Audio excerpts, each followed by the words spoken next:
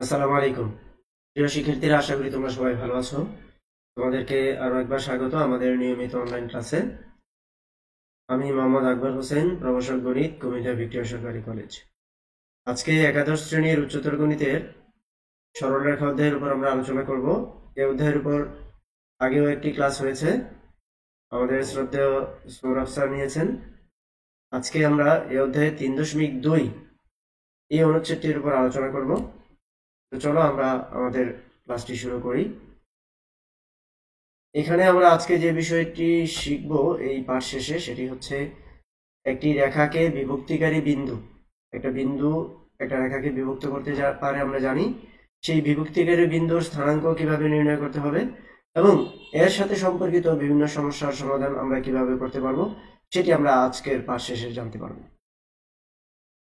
তো প্রথমেই দেখি আসলে রেখার বিভক্তিকরণ কয় রকম হতে পারে।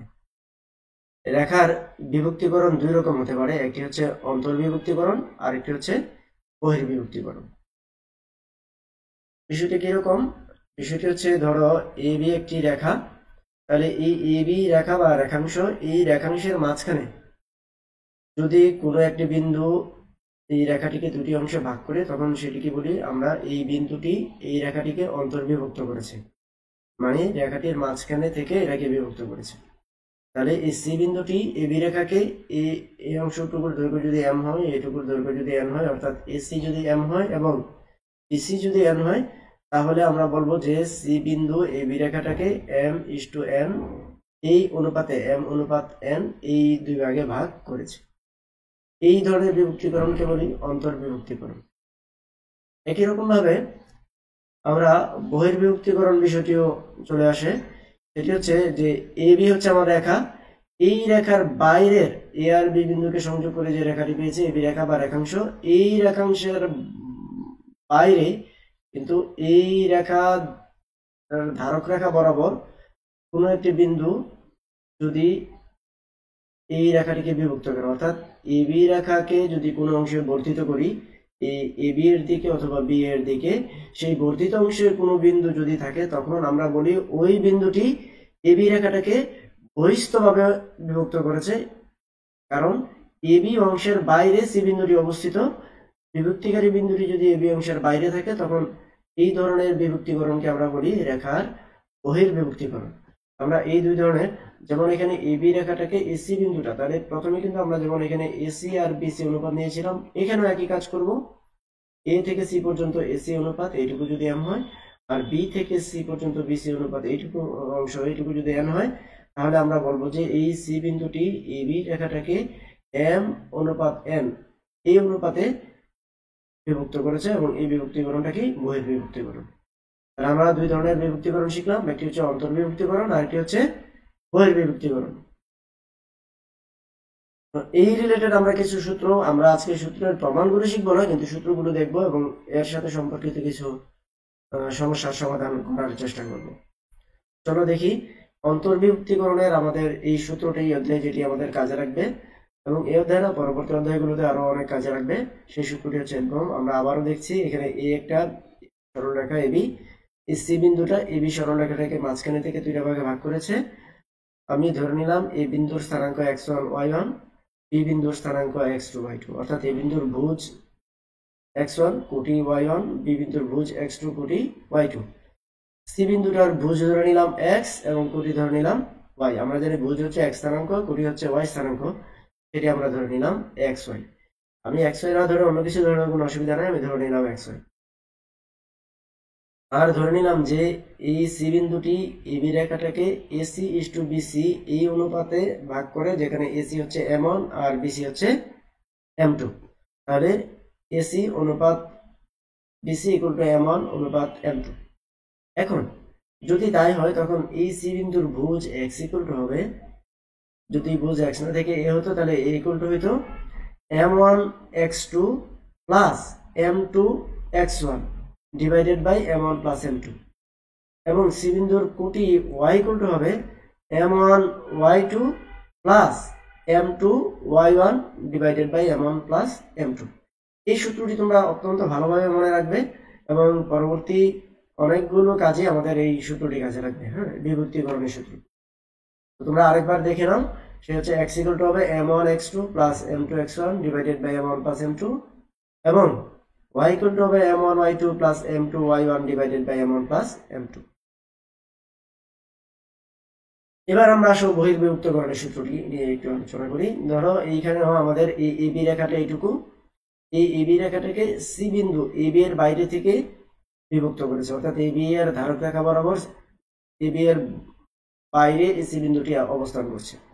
তাহলে এই এসি এইটুকু ধরলাম m1 এবং বিসি এইটুকু ধরলাম m2। তাহলে আমরা বলবো যে সি বিন্দু AB K AC is to BC এই অনুপাতে m1 ইস টু m2 এই অনুপাতে বিভক্ত করে। যদি এরকম করে থাকে তাহলে সি বিন্দুর ভুজ x ইকুয়াল টু হবে m1 x2 plus minus m2 x1, আগে যেখানে প্লাস ছিল এখানে শুধুমাত্র minus, divided by m1 minus m2। অর্থাৎ সবই ঠিক আছে আগের মতোই। অন্তর্বিভক্তিকরণেরটার দিকে দেখো একই রকম, শুধু এখানে ছিল প্লাস আর ওইটাতে এখানে হচ্ছে কি মাইনাস। একই কথা এই সি বিন্দুর কুটির ক্ষেত্রেও কুটি y ইকুয়াল টু হবে m1 y2 minus m2 y1 divided by m1 minus m2। তাহলে এই দুটি সূত্র অত্যন্ত ভালোভাবে তোমরা কি করবে, মনে রাখবে। হ্যাঁ, আমরা আমাদের পরবর্তী কাজে এগুলো কাজে রাখবে। এখন আমরা ধরো এর সাথে একটু বিশেষ স্পেশাল কেসেস আমরা একটু দেখি। এই সূত্র দুইটাকে যদি আমরা একটু সুন্দরভাবে লিখি তাহলে এই বিষয়টা এরকম হয় যে a অফ x1 y1 এবং b অফ x2 y2 এই দুইটি বিন্দুর সংযোগ রেখাংশ কে সি বিন্দুতে, মানে সংযোগ রেখাংশটা সি অফ এক্স ওয়াই বিন্দুতে যদি অন্তর্বিভক্ত হয় তাহলে সি বিন্দুর ভুজ মানে x এর মান আর কি, এই ভুজ হবে এটা এবং কোটি হবে এইটা। একইভাবে যদি বহির্বিভক্ত হয় তাহলে ভুজ হবে এটা এবং কোটি হবে এটা। এই দুটি সূত্র হবে। আর যদি বলি সি বিন্দুর স্থানাঙ্ক কত হবে, স্থানাঙ্ক লিখলে লিখতে হবে আগে ভুজ পরে কোটি মাঝখানে একটা কমা হবে, এরকম না, মানে এক্স এর জায়গায় এটা বসাই দিবা এবং কোটির জায়গায় এটা বসাই দিবা, তাহলে সি বিন্দুর স্থানাঙ্কটা পেয়ে যাওয়া। ঠিক আছে, এবার আমরা একটু বিশেষ কেসে দেখি। যখন আমার m1 আর m2 এর মান সমান হয়ে যায়, তার মানে m1 আর m2 সমান মানে হচ্ছে এই বিন্দুটা এবি এর ঠিক মাঝখানে আছে, তখন এটাকে আমরা মধ্যবিন্দু বলি। তখন এটা কি বলি, মধ্যবিন্দু। m1 আর m2 যদি সমান হয়, এই দৈর্ঘ্যটা সমান এই দৈর্ঘ্য সমান যদি হয়, তাহলে সি বিন্দুটা এবি এর মধ্যবিন্দু। সেক্ষেত্রে গঠনটা কি হবে দেখো, তখন x ইকুয়াল টু আমি m1 এর পরিবর্তে, এটা সূত্রটা ছিল, m1 এর পরিবর্তে আমি m2 বসাই দিলাম, এখান থেকে একটা m2 কমন নিলাম আর এখানে m2 m2 যোগ করলে 2m2, এই m2 m2 কেটে দিলাম, x1 plus x2 divided by 2 এটা থাকে। একইভাবে y এর ক্ষেত্রেও আমরা জাস্ট m1 এর জায়গায় m2 বসাইয়া এই কাজ করাতে আমাদের y ইকুয়াল টু হয়েছে y1 plus y2 divided by 2। তার মানে যখন মধ্যবিন্দু, তখন এই মধ্যবিন্দুর ভুজ হবে এই যে দুইটা প্রান্ত বিন্দু আছে, অর্থাৎ এ বি যে বিন্দু আছে তাদের x1 আর x2 কে যোগ করে 2 দিয়ে ভাগ করা, মানে ভুজ দুইটার গড় করলেই কিন্তু আমি এই মধ্যবিন্দুর ভুজ পেয়ে যাচ্ছি, এবং এই কোটি দুইটার গড় করলেই কিন্তু এই মধ্যবিন্দুর কোটি পেয়ে যাচ্ছি। অর্থাৎ মধ্যবিন্দুর ভুজ ইকুয়াল টু হচ্ছে এই প্রান্ত বিন্দু দুইটার ভুজ ডিভাইডেড বাই 2, এবং মধ্যবিন্দুর কোটি ইকুয়াল টু হলো এই প্রান্ত বিন্দু দুইটার যোগফল ডিভাইডেড বাই 2। এটি আমরা মধ্যবিন্দুর সূত্রের ক্ষেত্রে অনেক ক্ষেত্রে আমরা কি করব, এটি ব্যবহার করব, অনেক ক্ষেত্রে আমরা ব্যবহার করব। সুতরাং তোমরা মনে রাখবা যে মধ্যবিন্দুর ভুজ হচ্ছে বিন্দু দুইটার ভুজের যোগফল ডিভাইডেড বাই 2, মধ্যবিন্দুর কোটি হচ্ছে বিন্দু দুইটার কোটি ডিভাইডেড বাই 2। এটি একটি বিশেষ ক্ষেত্র। তাহলে এটাকে আমরা একটা সূত্র আকারে যদি লিখি, এই দুই বিন্দুর সংযোগ রেখাংশের মধ্যবিন্দুর স্থানাঙ্ক হচ্ছে এটি, এটা হচ্ছে ভুজ, এটা হচ্ছে কোটি। এবার আমরা একটি ত্রিভুজের ভরকেন্দ্র নিয়ে একটা কথা বলি। আমরা জানি যে ত্রিভুজের ভরকেন্দ্র কাকে বলে। ধরলাম এ বি সি একটা ত্রিভুজ, যেখানে এ বিন্দুর স্থানাঙ্ক x1 y1, বি বিন্দুর স্থানাঙ্ক x2 y2 এবং সি বিন্দুর স্থানাঙ্ক x3 y3। তাহলে এই আমরা জানি মধ্যমা কাকে বলে। মধ্যমা হচ্ছে যে বিসি এর মধ্যবিন্দু সাথে এই বিন্দু যোগ করলে এটাকে একটা মধ্যমা বলে। একইভাবে এই রেখার মধ্যবিন্দু আর এই শীর্ষ যোগ করলে এটা একটা মধ্যমা হবে, এবং সি বিন্দুর সাথে এই রেখার যে মধ্যবিন্দু আছে, হ্যাঁ, এটা যদি যোগ করি তাহলে সেটি হচ্ছে এইটা একটা মধ্যমা। আমরা জানি যে ত্রিভুজের তিনটি মধ্যমা একটা বিন্দুতে অবশ্যই কি মিলিত হয়, এই মিলিত বিন্দুটাকে বলা হয় ত্রিভুজের ভরকেন্দ্র, এটাকে বলা হয় ত্রিভুজের ভরকেন্দ্র। তাহলে এই ত্রিভুজের ভরকেন্দ্র রিলেটেড আমরা একটি কাজ করবো এখন, সেটি হচ্ছে ধরো এ বিন্দুর স্থানাঙ্ক, বি বিন্দুর স্থানাঙ্ক, সি বিন্দুর স্থানাঙ্ক এটা। তাহলে যদি এটা মধ্যমা হয় তাহলে এটা অবশ্যই মধ্যবিন্দু কার, বি আর সি এর। তাহলে বি আর সি এর মধ্যবিন্দুর সূত্রটা একটু আগে আমরা শিখেছি, এই ভুজ দুইটার যোগফল ডিভাইডেড বাই 2। তাহলে ভুজ দুইটার যোগফল ডিভাইডেড বাই 2 হলো ডি বিন্দুর ভুজ, এবং ডি বিন্দুর কোটি হবে কি, এই কোটি দুইটার যোগফল ডিভাইডেড বাই 2।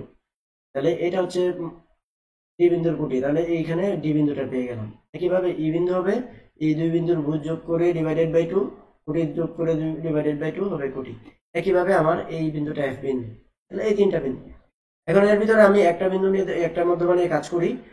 এটি হচ্ছে ধরো আমি নিলাম এডি মধ্যমাটা, এবং আমি জানি যে একটা ত্রিভুজের মধ্যমা, আমরা 19 পড়ে আসছি যে কোনো ত্রিভুজের ভরকেন্দ্র ত্রিভুজের মধ্যমাকে 2:1 এই অনুপাতে বিভক্ত করে। অর্থাৎ এই এজি অংশটা 2 হলে এই জিডি অংশটা হবে 1। সবসময় এইটুকু 2 হলে এইটুকু 1, এইটুকু 2 হলে এইটুকু 1, এই অনুপাতে সবসময় ভাগ করবে। এটা যদি 4 হয় এটা হয়ে যাবে 2, ঠিক আছে, এরকম। তাহলে 2:1 এই অনুপাতটা কি থাকবে, ঠিক থাকবে। হ্যাঁ, আমরা এই অনুপাতটা লিখেছি শুধু, এটা কিন্তু মনে করো না যে এই দৈর্ঘ্যটা 2, এটা আসলে টোটাল এই দুই দৈর্ঘ্যের অনুপাত 2:1। এখন এই ক্ষেত্রে তাহলে আমার যদি এডির কথা চিন্তা করি, এডির কথা চিন্তা করলে এটা হচ্ছে M1, এটা হচ্ছে M2, M1:M2 এই অনুপাতে আমার ভাগ করলো কাকে, এই জি বিন্দুটা কাকে, এডিকে।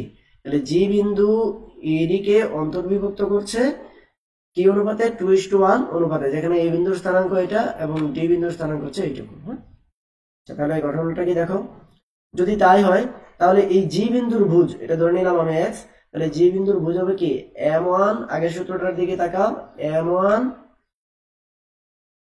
কত 2, M1x2, তাহলে x2 কত এটা, তাহলে M1x2 প্লাস M2 কোনটা, এটা x1 কত, এখানে x1, এই x1 divided by M1 plus M2, এইটা হচ্ছে কি এই জি বিন্দুর ভুজ। হ্যাঁ, x এর মান। তাহলে এখানে যদি একটু ক্যালকুলেশন করি, 2 কেটে দিই, তাহলে এখানে থাকে x2 প্লাস x3, আর এখানে থাকে এটা দ্বারা গুণ করলে x1, তাহলে সাজায় লিখলে x1 plus x2 plus x3 থাকে উপরে, আর নিচে থাকে 3। তাহলে এই x এর মানটা পেয়ে গেলাম। একইভাবে এই জি বিন্দুর কোটি অর্থাৎ বিভক্তিকারী বিন্দুর কোটি বা y এর মান হচ্ছে M1y2 প্লাস M2y1, M1 এখানে আমার M1 কোনটা 2, তাহলে M1y2 plus M2y1 divided by M1 plus M2। এইটুকু করলে আমরা আগের মতোই পাই, এটা কেটে যায়, এখানে y2 y3 থাকে, y1 plus y2 plus y3 divided by 2। তাহলে এইটা হচ্ছে জি বিন্দুর ভুজ অর্থাৎ ভরকেন্দ্রের ভুজ, এটা হচ্ছে ভরকেন্দ্রের কোটি। তাহলে ভরকেন্দ্রটা কি দাঁড়াচ্ছে, তাহলে ভরকেন্দ্রটা দাঁড়াচ্ছে, ভুজ আগে লিখবো, কোটি পরে লিখবো, কমা দিব, তাহলে এটা ভরকেন্দ্রের স্থানাঙ্ক হয়ে গেল। তাহলে ত্রিভুজের তিনটা শীর্ষবিন্দু যদি x1 y1 x2 y2 এবং x3 y3 হয়, এই যে তিনটা, হ্যাঁ, তাহলে ওই ত্রিভুজের ভরকেন্দ্র হবে কি x1 plus x2 plus x3 divided by 3, এবং ভরকেন্দ্রের ভুজ এটা, এবং ভরকেন্দ্রের কোটি হবে y1 plus y2 plus y3 divided by 3। তাহলে আমরা যদি কোনো একটা ত্রিভুজের তিনটা শীর্ষবিন্দু জানা থাকে, তাহলে সেই ত্রিভুজের ভরকেন্দ্র কিন্তু খুব সহজে বের করতে পারি। ভুজগুলোকে যোগ করে 3 দিয়ে ভাগ করলে ভরকেন্দ্রের ভুজ পাবো, এবং কোটিগুলোকে যোগ করে 3 দিয়ে ভাগ করলে ভরকেন্দ্রের কোটি পাবো। এটি হচ্ছে আমাদের বিষয়। তো চলো আমরা এবার যে সূত্রগুলো শিখলাম তার কিছু আমরা এখন উদাহরণ বা প্রয়োগে আমরা যাই। এখানে একটি সমস্যা, সেটি হচ্ছে দুইটা বিন্দু দেওয়া আছে, একটা হলো 1 2 আর একটা হচ্ছে 3 6। এই দুই বিন্দুর সংযোগ রেখাকে যে বিন্দু 2:3 অনুপাতে অন্তর্বিভক্ত করে তার স্থানাঙ্ক আমাদের নির্ণয় করতে হবে। তাহলে এটা হচ্ছে আমার একটা বিন্দু, এটা হচ্ছে একটা বিন্দু, তাই এই বিন্দুর ভুজ এইটা x1, এটা ধরো y1, এটা x2, এটা y2, আর এটা ধরো আমাদের M1, এটা হলো M2। তাহলে এখান থেকে কিন্তু আমি এই যে বিন্দুটা সেই বিন্দুর স্থানাঙ্কটা বের করতে পারবো। আমি ধরে নিলাম যে এই বিন্দুটা বের করব তার স্থানাঙ্ক হচ্ছে xy, মানে আমাদের এবি সরলরেখার ক্ষেত্রে যেরকম আলাপ করছিলাম সেখানে যে সি বিন্দুটা ছিল সেটা আর কি, যেটা ভাগ করে। তাহলে বিভক্তিকারী বিন্দুটার স্থানাঙ্ক ধরে নিলাম xy, তাহলে এটা হচ্ছে বিভক্তিকারী বিন্দুর ভুজ, আর এটা হচ্ছে বিভক্তিকারী বিন্দুর কোটি। যদি অন্তর্বিভক্ত করে তাহলে সেই সূত্রটা আমরা কি ফেলবো, যে এই সি বিন্দুটা, যেটা সি বিন্দু যদি এই দুই বিন্দুকে ভাগ করে তাহলে সূত্র ছিল, ভুজ ছিল M1x2 প্লাস M2x1 এবং ডিভাইডেড বাই M1 M2, এবং সি বিন্দুর কোটি ছিল কি y কোটি ছিল M1y2 plus M2y1 divided by M1 plus এই সূত্রটা। হ্যাঁ, যেহেতু তারা অন্তর্বিভুক্তের কথা বলেছে, তাহলে এই সূত্রটা আমরা এখন অ্যাপ্লাই করব এখানে। এখানে এটাকে বললাম কি, এটা হবে x1, এটা হবে y1, এটি হবে x1 x2, এটা হবে y2, আর এটা হচ্ছে m1, এটা হচ্ছে কি m2। তাহলে সেটা যদি আমরা করি, এই যে এখানে আমি একটু লিখে নিলাম এই বিষয়গুলো। তাহলে x এর মান কি ছিল আমার সূত্র, m1 x2 plus m2 x1 divided by m1 plus m2। এই মানগুলো এখন বসাই দিব, বসাই দিয়ে আমি x এর মানটা পেয়ে যাব। ঠিক আছে, x মানে কি, এই অনুপাতে এই দুই বিন্দুর সংযোগ রেখাকে যে বিন্দুটা ভাগ করে সেই বিন্দুর ভুজ হচ্ছে x। একইভাবে y ইকুয়াল টু যে সূত্রটা আমার ছিল m1 y2 plus m2 y1 divided by m1 plus m2, এখানে ওই মানগুলো বসাই দিলে আমি খুব সহজেই পেয়ে যাই y ইকুয়াল টু এটা। তাহলে x পেয়েছি এটা, y পেয়েছি এটা, তাহলে বিন্দুর স্থানাঙ্ক কি হবে, আগে x এর মান কমা দিয়ে y এর মান একটা ফার্স্ট ব্র্যাকেট দিয়ে দেবো, তাই তো? আচ্ছা, তাহলে আমরা বিন্দুর স্থানাঙ্কটা পেয়ে গেলাম এটা। হ্যাঁ, আমি যদি একটি রেখা আঁকি, ধরো এখানে একটা রেখা আছে, হ্যাঁ, এই রেখা যে বিন্দু, যেখানে এই বিন্দুটা হচ্ছে আমার 1 আর 2 বিন্দু, 1 এবং 2 বিন্দু এটা, আর এই ধরো এই বিন্দুটা হচ্ছে আমার ধরো 3 আর 6 বিন্দু। তাহলে এইখানে যে বিন্দুটা, ধরো এখানে কোনো একটা বিন্দু, সেই বিন্দুর স্থানাঙ্ক আমি ধরে নিলাম x আর y। কাজটাকে তোমরা চিত্রের মাধ্যমে দেখে নিও, আমি সহজ দেখে আর চিত্রটা আঁকি নাই আগে, এরকম এই আর কি। এইখানে এইটুকু হচ্ছে আমার বলা আছে 2, আর এইটুকু বলা আছে কত 3। এই এই হচ্ছে মোটামুটি চিত্রটা, তোমরা এরকম একটা চিত্র এঁকে নিয়ে তারপরে কাজ করো। ঠিক আছে, আমরা পরে যাই একটু। একই রকম একটা কাজ করবো আমরা, সেটি হচ্ছে এই বিন্দু দ্বয়ের সংযোগ রেখাকে 2:3 অনুপাতে এবার বহির্বিভক্ত। আগের অঙ্কই, সেই জন্য আমি আর খুব বেশি কিছু করলাম না, সূত্রের জায়গায় শুধু এখানে মাইনাস আছে, এখানে মাইনাস আছে, আর বাকি সব একই রকম আমরা কাজ করে ফেললাম, করে মাইনাস এই বিন্দুর স্থানাঙ্ক চলে আসছে, এটা আর কিছুই নাই। কিন্তু এখানে কি ছিল, সূত্রে মাইনাস ছিল, আর এখানে একটা মাইনাস ছিল, y এর ক্ষেত্রে এখানে মাইনাস ছিল, এখানে মাইনাস ছিল, সূত্রটা প্রয়োগ করে এই কাজটা আমরা করে ফেললাম। ঠিক আছে, একেবারেই সহজ। এখানে এটা মাইনাস কেন দিলাম, ওই যে এখানে কিন্তু দেখো এটা বহির্বিভক্তের কথা বলা আছে, হ্যাঁ, এই জন্য। আচ্ছা, আবার এবারে দেখো আরেকটি সমস্যা, যে এত এবং এত বিন্দুদ্বয়ের সংযোগ রেখাকে, মানে 8 - 4 এবং -3 6 বিন্দুদ্বয়ের সংযোগ রেখাংশকে x অক্ষ এবং y অক্ষ যে যে অনুপাতে বিভক্ত করে তা নির্ণয় করো।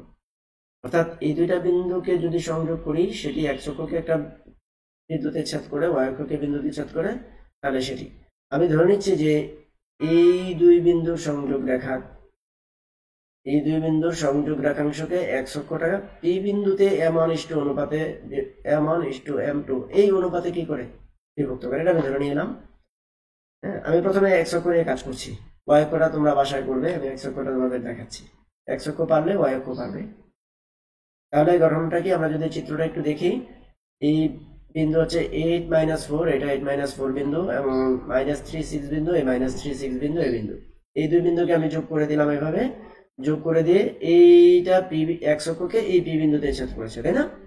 তাহলে এইখান থেকে এইটুকু ধরুন হলো আমার m1, আর এইখান থেকে এইটুকু হচ্ছে কি m2, আমি ধরে নিয়েছি এখানে। হ্যাঁ, এই তাহলে এই আমার বের করতে হবে এই m1 আর m2 এই অনুপাতটা কত, সেটা আমার কি করতে হবে, বের করতে হবে। যে অনুপাতে ভাগ করে সেই অনুপাতটা কি করতে হবে, বের করতে হবে। আচ্ছা, তাহলে দেখো আমরা বুঝতেছি পি বিন্দুটা এই রেখাটাকে অন্তর্বিভক্ত করেছে, তাহলে আমরা এবার অন্তর্বিভক্তকারী সূত্র আমরা ফেলবো। হ্যাঁ, এই যে আগের একই সূত্র। হ্যাঁ, এই পি বিন্দুর, আমার এখানে পি বিন্দুর ভুজ হবে কি, পি বিন্দুর ভুজ বা x এর মান হবে m1 x2 plus m2 x1 divided by m1 plus m2, এটা। হ্যাঁ, তাহলে পি বিন্দুর ভুজ হচ্ছে m1 x2 plus m2 x1 divided by m1 plus m2, এবং কুটি হবে এটা। আমরা আগের সূত্রটা এখানে আবার লিখলাম। এইখানে আমার x1 এর মান কত, আচ্ছা দেখো আগে প্রথম যে বিন্দুটা, সেটার এই প্রথমটা হলো x1 y1 x2 y2, এইটা কিন্তু সিরিয়ালটা খেয়াল রাখতে হবে। কখনো যদি এটাকে x1 ধরো, তাহলে কিন্তু এই m1 এখানে চেঞ্জ হয়ে যেতে হবে, m2 কিন্তু এখানে কি করবা, চেঞ্জ করে ফেলবো। হ্যাঁ, আচ্ছা, তাহলে এই সিরিয়ালে আমি লিখে গেলাম x1 y1 x2 y2, এটা হচ্ছে আমার সিরিয়ালে লিখে ফেললাম। এই মানগুলো আমি এখানে বসাই দিলাম। আচ্ছা, এখন একটা কথা বিষয় হচ্ছে যে এই পি বিন্দুটা এক্স অক্ষের উপরে আছে। এই এক্স অক্ষের উপরে কিন্তু এক্স এর মান কত না জানলেও আমি জানি ওয়াই এর মান শূন্য। এক্স অক্ষের উপরে ওয়াই এর মান সবসময় কি শূন্য। ওয়াই এর মান শূন্য মানে কি পি বিন্দুর কোটিটা এখানে শূন্য। তাহলে এই কথা থেকে আমি কি পাই, এই এক্স অক্ষে ওয়াই এর মানটা কি শূন্য।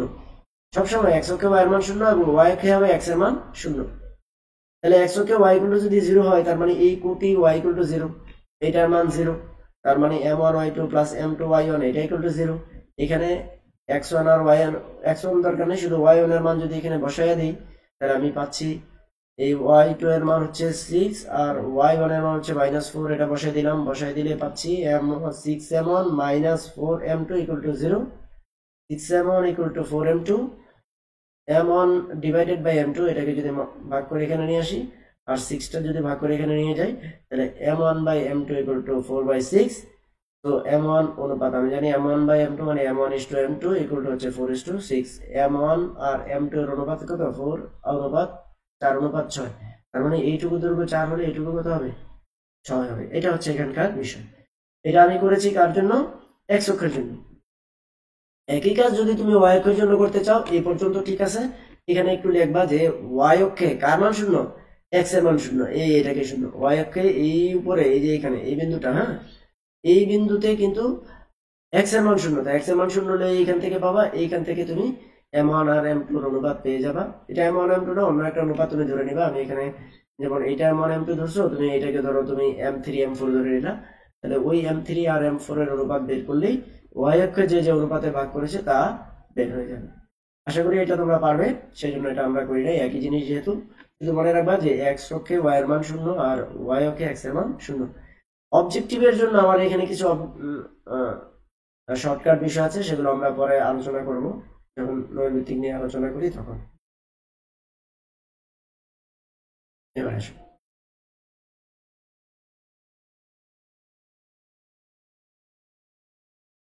আচ্ছা অবজেক্টিভের বিষয়টা এখানে একটু বলে দিই। যদি তোমাকে এক্স অক্ষের কথা বলে, হ্যাঁ যদি কখনো বলে যে একটা রেখা এক্স অক্ষ কি কি অনুপাতে ভাগ করে, এখানে দেখো এখানে 4 আর 6 বের হয়েছে তাই না, 4 আর 6। আচ্ছা দেখো তো 4 কি ছিল, y1 এর মান, আর 6 কি ছিল, y2 এর মান। তাহলে মনে রাখবা যে সবসময় অবজেক্টিভের জন্য এই কথাটা অবশ্যই মনে রাখবা তোমরা, যে যদি কখনো এরকম বলা থাকে যে এক্স অক্ষ একটা রেখাকে কি অনুপাতে ভাগ করে, m1:m2 যদি বলা থাকে তাহলে m1:m2 হবে সবসময় মডুলাস অফ, মনে রাখবা modulus of y1 divided by y2। হ্যাঁ এটা সবসময়ের জন্য। আমার এখানে দেখো এই মাইনাস মানটা কিন্তু না, এই মডুলাস পর্যন্ত আছে। হ্যাঁ তাহলে মনে রাখবা এই মাইনাসটা থাকবে না, আর কি মাইনাস কাউন্ট করবে না।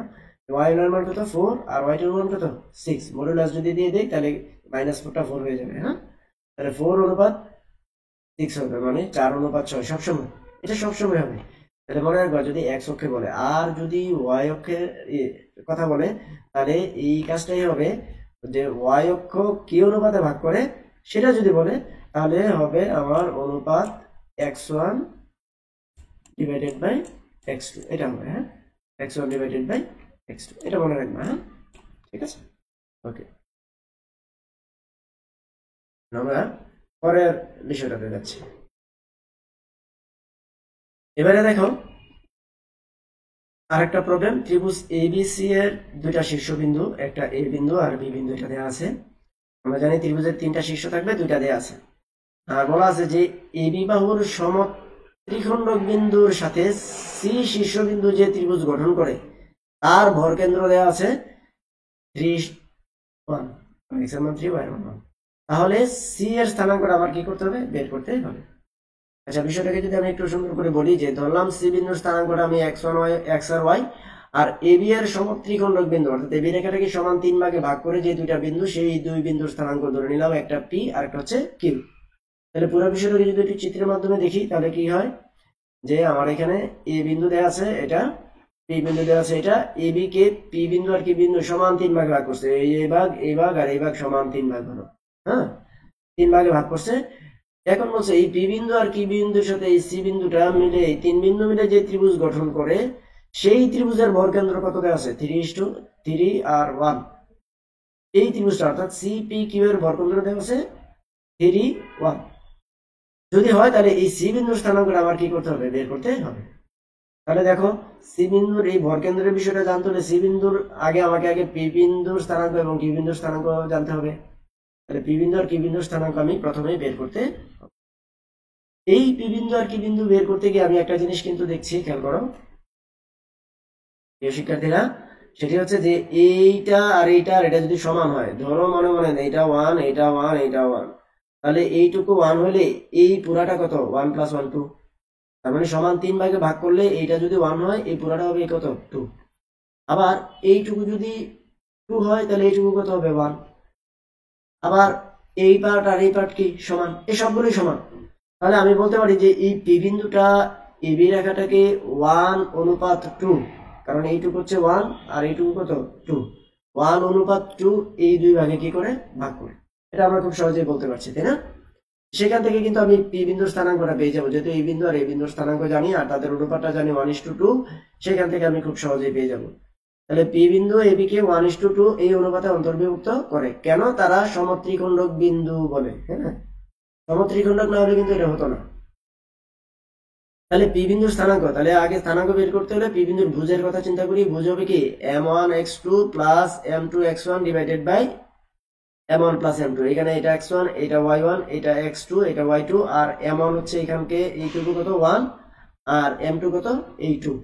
এইগুলো যদি আগের মতো, যেহেতু আমরা আগে করেছি, এই সরাসরি বসাই দিছি m1x2 + m2x1 divided by m1 + m2, m1y2 + m2y1 divided by m1 + m2। এইটুকু হলো পি বিন্দুর স্থানাঙ্ক। এটাকে একটু সহজ করলে এখানে 6, এখানে -6 হয়ে যায় 0, এখানে 4, এখানে -4 হয়ে যায় 0। তাহলে এই বিন্দুর স্থানাঙ্কটা পেলাম 0 0। তাহলে পি বিন্দুর স্থানাঙ্ক পেয়ে গেলাম, কত পেয়ে গেলাম, পি বিন্দুর স্থানাঙ্ক কত পেলাম 0 0 পেয়ে গেলাম। এই পি বিন্দুর স্থানাঙ্ক আমি এখন পেয়ে গেলাম, এটাও 0 এবং এটাও 0, পি বিন্দুর স্থানাঙ্ক পেয়ে গেলাম। আচ্ছা, পি বিন্দুর স্থানাঙ্ক যদি আমি এখন পাই, তাহলে আমি এই এখন কিউ বিন্দু দরকার। আচ্ছা দেখো তো, এই পার্ট আর এই পার্ট যদি সমান হয় তাহলে এটা অবশ্যই পি বি এর মধ্যবিন্দু কিউ হবে না? হবে, হওয়ার কথা, কারণ এইটা সমান এটা সমান, তাহলে এটা অবশ্যই মধ্যবিন্দু। তাহলে মধ্যবিন্দু সূত্র দিয়ে কিন্তু আমি কিউ বিন্দুর স্থানাঙ্কটা সহজেই পাবো, কারণ এই বিন্দুর স্থানাঙ্ক জানি, এই বিন্দুর স্থানাঙ্ক জানি। মধ্যবিন্দুর স্থানাঙ্ক কি, এইটা প্লাস এইটা, এই দুইটা যোগ করব, যোগ করে 2 দিয়ে ভাগ করলে এটার ভুজ পাবো, এবং এই কোটি দুইটা যোগ করব, 2 দিয়ে ভাগ করলে কোটি পেয়ে যাবো, ঠিক আছে? তাহলে দেখো আমরা পরের বিষয় কি আসলো, এই যে আবার কিউ বিন্দুটা পিবি এর মধ্যবিন্দু, তাহলে কিউ বিন্দুর স্থানাঙ্ক আমরা এইভাবে পেয়ে গেলাম 3 2। তাহলে আমরা কি কি পাইলাম, এখানে পি বিন্দুর স্থানাঙ্ক পাইলাম আর কিউ বিন্দুর স্থানাঙ্ক পাইলাম, এই দুটো পাইলাম, ঠিক আছে? এবারে এই পি বিন্দু কিউ বিন্দু এটা পেয়ে গেলাম, কিউ বিন্দুর স্থানাঙ্ক কত পেলাম 3 2 পাইলাম, ঠিক আছে? 3 2। যদি এখানে একটু লিখে দিই এখানে, তাহলে কিউ বিন্দুর স্থানাঙ্কটা পেলাম এখানে কত 3 এবং 2, হ্যাঁ, এটা পেয়ে গেলাম কিউ বিন্দুর স্থানাঙ্ক। তাহলে এখন এই এই তিনটা বিন্দুর স্থানাঙ্ক জানি, তাহলে আর ভরকেন্দ্রের স্থানাঙ্ক আমি বের করতে পারবো। আমরা একটু আগে দেখেছি ভরকেন্দ্রের স্থানাঙ্ক কি হয়, এই তিনটা ভরকেন্দ্রের ভুজ হবে, এই তিনটার ভুজ যোগ করব ডিভাইডেড বাই 3, আর ভরকেন্দ্রের কোটি হবে এই তিনটা কোটি যোগ করব, অর্থাৎ রয়ের মানগুলো যোগ করব, 3 দিয়ে ভাগ করব, তাহলে এই ভরকেন্দ্রের কোটি পাবো। ভরকেন্দ্র এখানে কোনো এক জায়গায় আছে, তাই না? আমাদের ভরকেন্দ্রটা কোথায় আছে সেটা জানার দরকার নাই, আমি জানি যে ভরকেন্দ্রের স্থানাঙ্ক কত 3 1। এবারে দেখো, তাহলে সিপি কিউ, এই যে ত্রিভুজটা, এটার ভরকেন্দ্র কি হবে, ভরকেন্দ্রের ভুজ হবে ভুজগুলোর যোগফল ডিভাইডেড বাই 3। এই যে ভুজ x0 3, এই তিনটা x0 3, তিনটা যোগ করলাম ডিভাইডেড বাই 3, এটার ভুজ হবে, আর কোটিগুলো যোগ করে 3 দিয়ে ভাগ করলাম, তার কোটি হবে। তাহলে একটু সহজ করে নিলে কত হয়, x + 3/3 y + 2/2। এটা হলো ভরকেন্দ্রের স্থানাঙ্ক। আমরা কোথা থেকে পেলাম, এই ত্রিভুজ থেকে। প্রশ্নে আবার বলে দিচ্ছি স্থানাঙ্কটা কত হবে 3 1, তার মানে এইটা হবে এইটা আর এইটা হবে এইটা, ঠিক আছে? সেখান থেকে কি পাই, প্রশ্ন মতে ভরকেন্দ্র এত, তার মানে এই x এর মানটা হবে এই 3, সেখান থেকে আমি কি পাচ্ছি x + 3/3 = 3, এখান থেকে x = 6 পেয়ে গেলাম। একইভাবে এই y + 2/3 হবে এই কোটি কোটির সমান হবে, সেখান থেকে y এর মানটা পেয়ে গেলাম, ঠিক আছে? y = 1। তাহলে x এর মান আর y এর মান যদি বসে যায়, তাহলে এই সি বিন্দুর স্থানাঙ্ক আমি পেয়ে গেলাম 6 1। তো প্রিয় শিক্ষার্থীরা, আমাদের আজকে আমরা এইটুকুই আলোচনা ছিল। আমরা কয়েকটি সূত্র আলোচনা করলাম এবং এই সূত্রের সাথে আমরা কি করলাম তার কিছু প্রয়োগ দেখলাম। এই 3.2 এই অধ্যায়টি সরলরেখার অধ্যায়ের উপর যে বইয়ে যতগুলো সমস্যা আছে তোমরা বেশি বেশি প্র্যাকটিস করবে। মনে রাখবা যে যত তুমি প্র্যাকটিস করবে তত সূত্র তোমার মনে থাকবে, তত তুমি ভালোভাবে পারবে। ঠিক আছে? তো তোমরা ভালো থেকো, বাসায় থেকো, আর অযথা জনসমাগমে যেও না, যতটা পারো এড়িয়ে চলবে। ঠিক আছে? আর বাসার পরিবারের সবার সাথে ভালো ব্যবহার করবে, সবাইকে সবসময় সহযোগিতা করবে, বিশেষ করে বাবা মাকে। হ্যাঁ, আমার জন্য দোয়া করো। আজকের ক্লাসটি আমরা এখানেই শেষ করছি। তোমাদের সবাইকে এতক্ষণ আমার সাথে থাকার জন্য অশেষ অশেষ ধন্যবাদ। আসসালামু আলাইকুম রহমতুল্লাহ।